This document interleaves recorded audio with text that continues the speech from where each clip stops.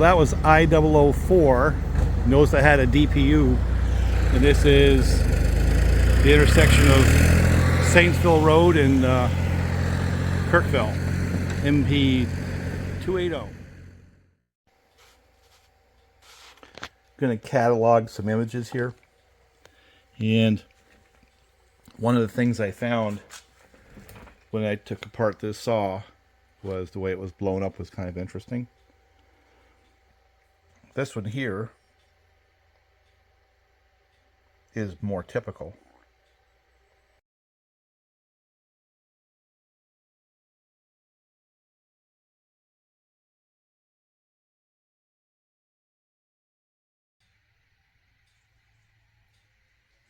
Well, this one just basically decided how I'm going to deal with this in the future. There's no way I'm going to bother taking this one apart. It's glued together. It'd be a biatch to do that.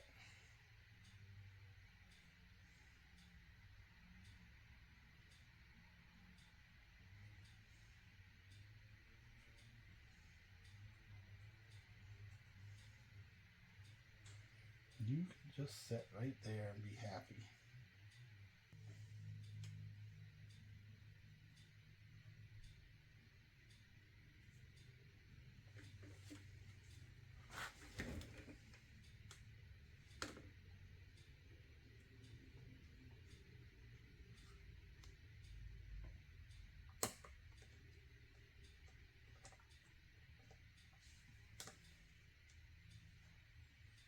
Okay.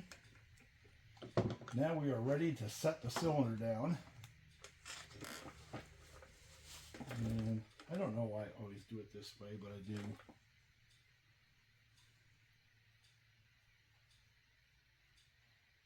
This is one of those, there's really no rhyme or reason as to why I do it this way.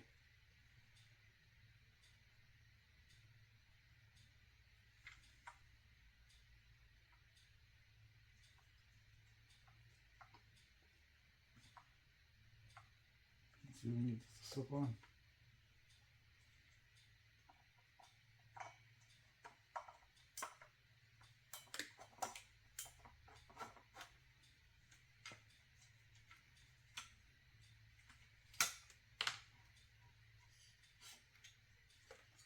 And there it is. Now, what I try to do is as it goes down, you know, do things like connect the ignition system and stuff like that.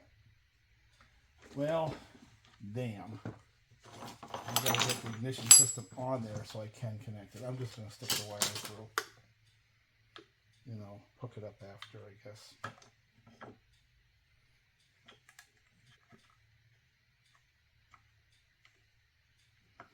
Start by hooking in this end first. We just set it down there and put a screw in to hold the ignition in place. I forgot about that stupid thing.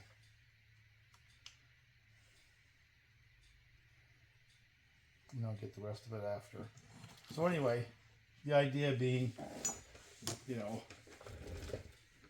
as I get the cylinder to come down, I plug in the other pieces, like the ignition first, if I can.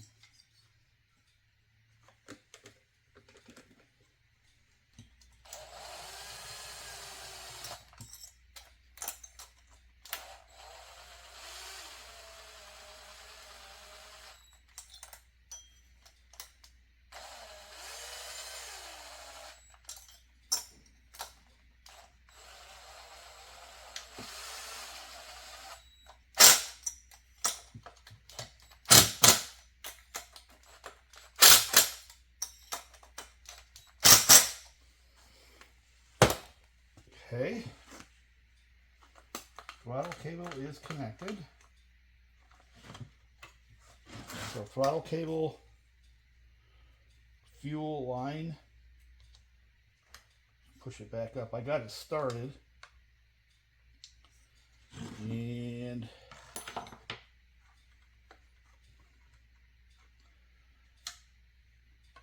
electrical connection is there. I'm debating, do I get it into its proper spot or just leave it?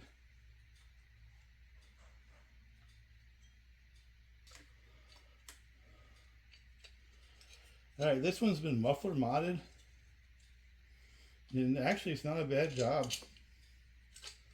You know, I'd probably like a little more opening in it, but the real key points for me, what he had done was punching a hole in that baffle, which is what I have for a long time. So somebody either figured that out or they watched my videos. Because I didn't do this one. A little bit of bird turd weld going on there, which is really fine. It doesn't really matter. You know, but this saw should have, you know, even though it's old, after we put this together, I'm going to guess it'll at least match, you know, a version unmodified is my hope. Is that we can make this at least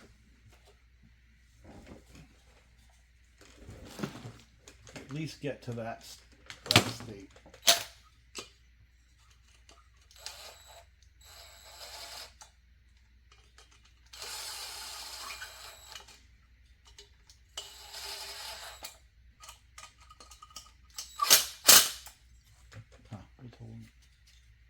No, I see.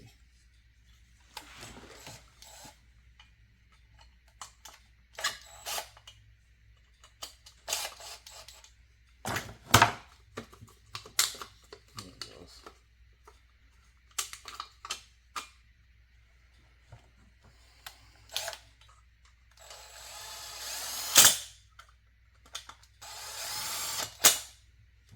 All right. See if I can find the two big muffler bolts from the bottom here.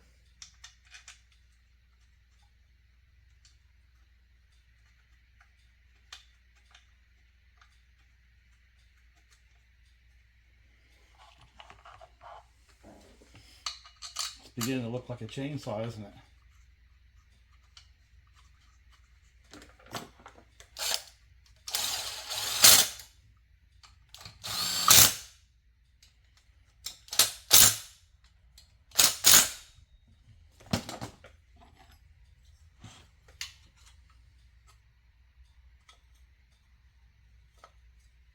That's tight.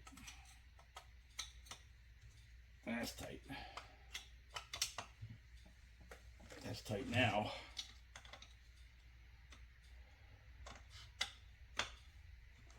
That's tight. I like these steel scrunches for doing that kind of work. Let me see if I can find a spark plug to toss in there. So, you know, the hardest part for me is to get this piece on. This tube right here. Because I can't see down in there to know where to push it in, you know? So I think what I need to do is to find a light where I can get a light down in there and see where it's going, so I can finish that up. And I got a spark plug, and I got some pretzels. Those are pretty important. All right.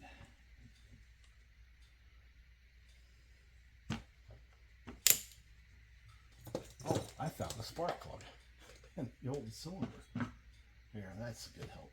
Now I can work to get this tube onto the primer bulbs.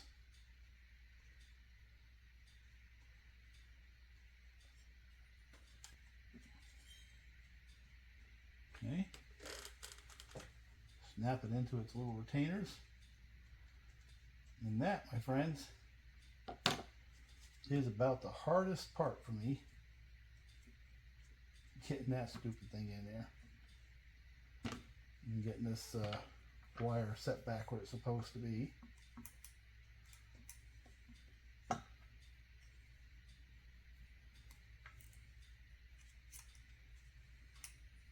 So, to review, put the ignition on like I didn't do.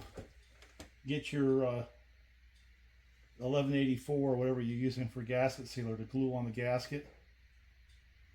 Set this cylinder screws in. Use your ring compressor to get it started. Have all this stuff assembled.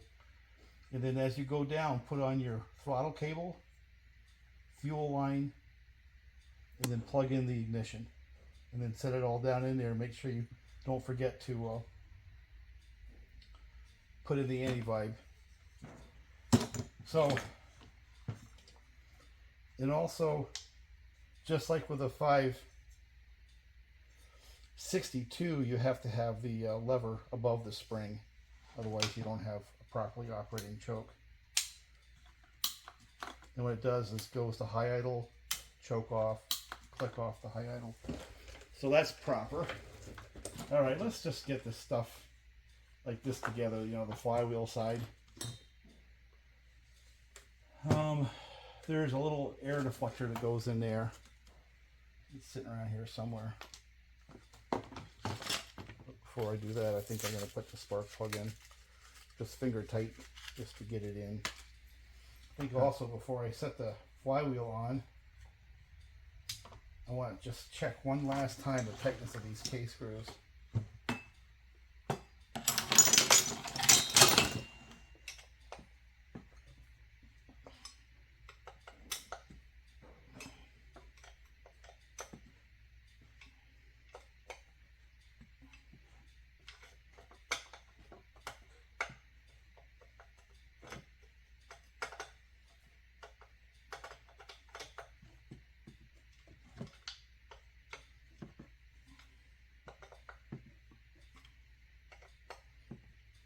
They're tight.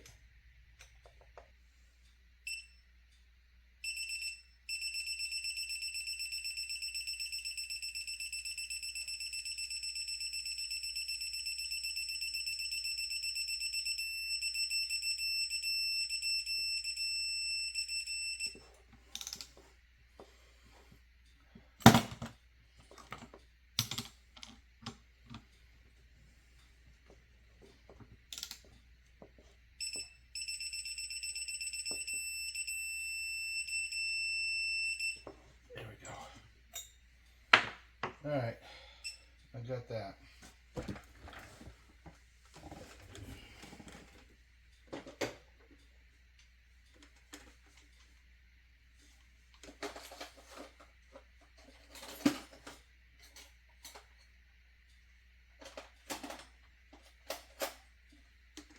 Just because I can't find the air gap tool doesn't mean I don't have a strategy.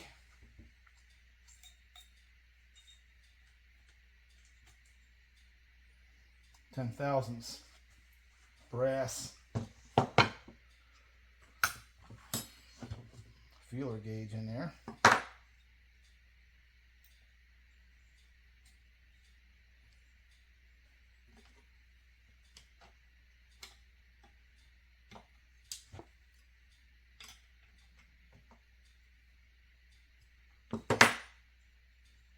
Let that thing suck it in tight, right? And tighten this back up.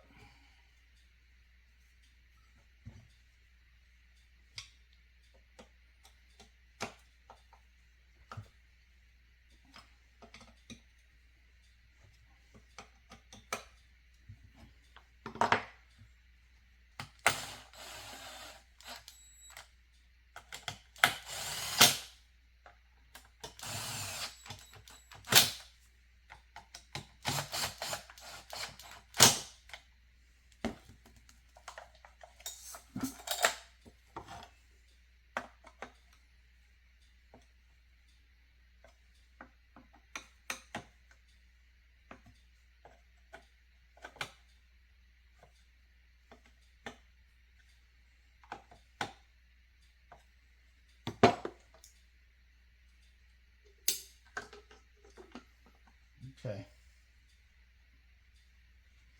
Let's go to the other side. I'm going to crank that spark plug right in there.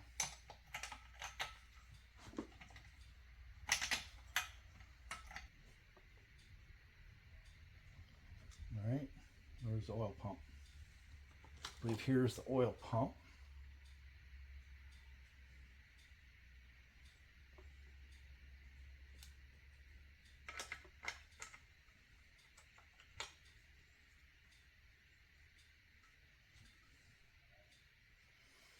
Now,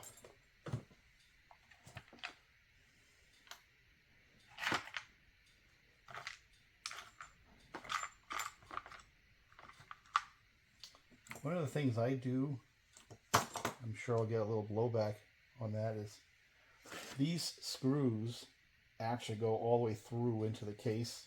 They go flush with the side of the case on the inside of the crankcase. So I always put a little bit of 1184 on them, you know.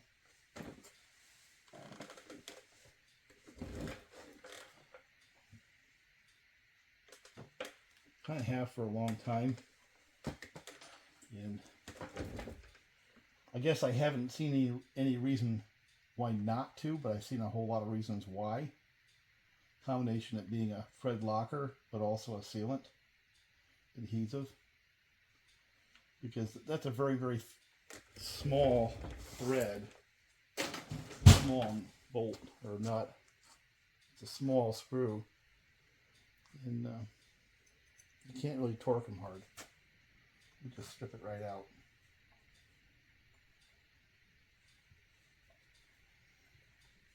And I always tighten down the side that has the rubber tube going into the bar oil tank first, to crush that first, then the other one second.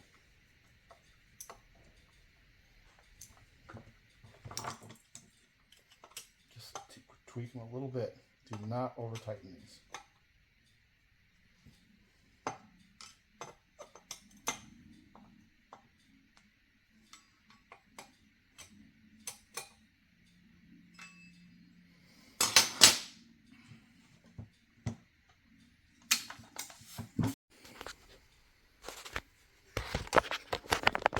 Well, I don't have a good handle, so I'm just going to have to make do with this until I can get one.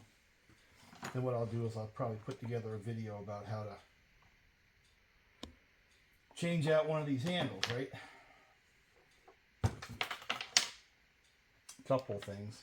These little top hats go in like this. And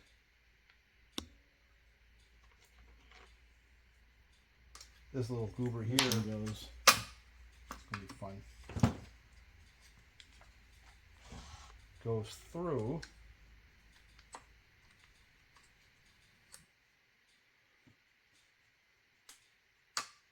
Like that. This is pretty much how it goes together. Just like that. You see it? See, that goes through to that pin, top hat upside down. And now the only thing I have to put in is a little cam and a spring, and then I run the screws down. Before I do that, I'm going to run the screw in on this side so I don't lose it.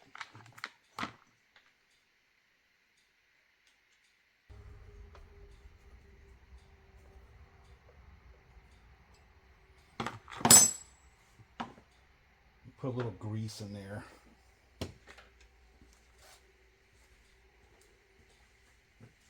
Not sure it really matters all that much.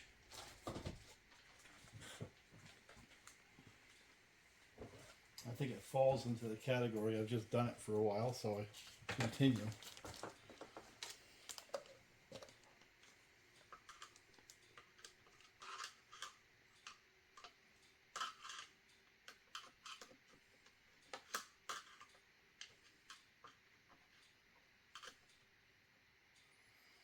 And I'm going to change it out anyway, so I don't want it to get too greasy. The next piece of this puzzle is get this spring in there.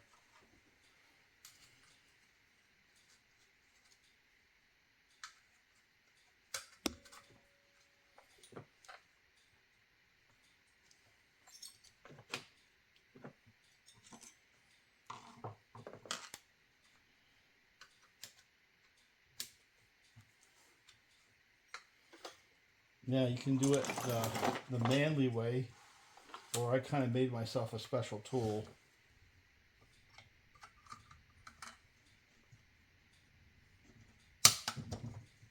Like that. That's the wussy way.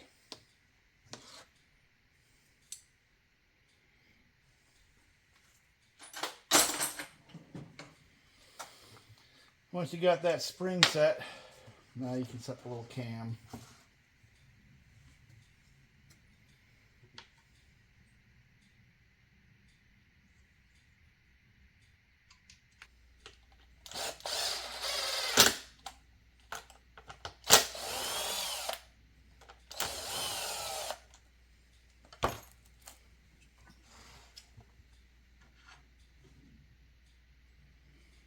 Okay, I'm missing one screw. That's pretty good, you know. Oh, there it is. Yeah, I'm gonna have to replace it till it's pretty stripped out.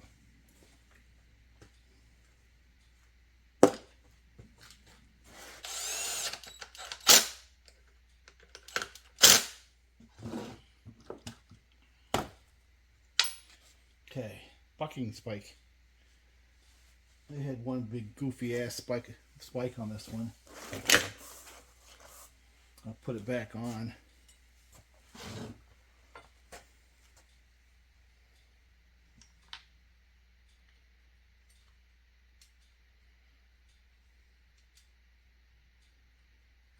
Wouldn't be my first choice, but I wasn't the person who bought the saw, right?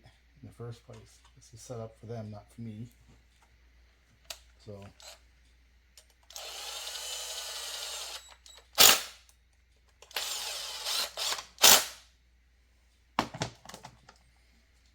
we might have a saw here. Getting ready to fire off. Alright, is there a filter? There is. Pretty dirty filter, but it's a filter. Nope, it's not going to do it. This is the filter right here.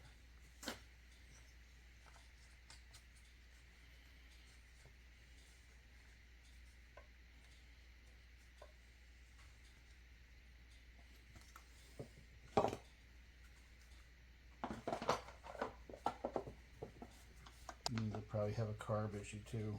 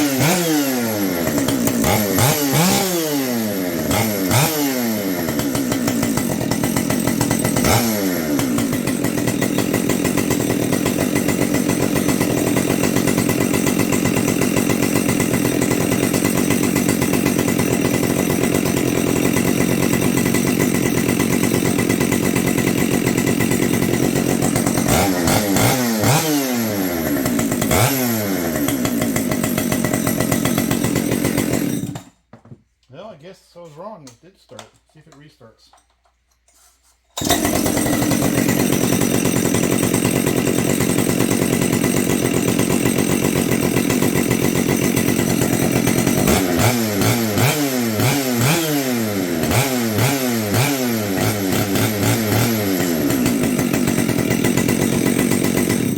Okay, well, we have a saw. So it runs. What we're going to end up doing with it is I got to replace that piece right there, and probably going to replace some of the fuel lines. This may be just the purge. It just wasn't pumping up as firm as I like to see it. Usually I can get that ball or bulb to, you know, oh, there it is. Now it's pumped up. I guess I'm wrong. It just needed to run a little bit. Now it's pumping up fine. So I guess the only thing I need to do now is change the brake handle, chain brake handle, and put a bar and chain on it. Run it. We'll see what we got. How's that?